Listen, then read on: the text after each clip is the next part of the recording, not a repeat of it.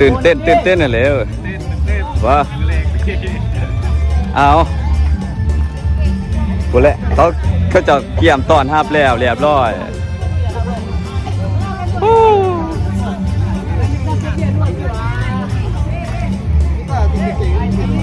จอก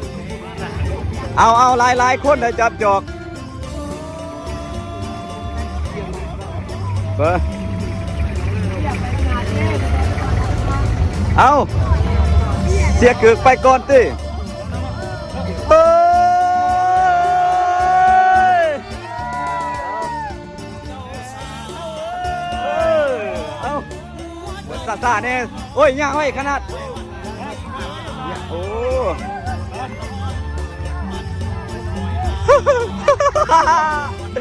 เออ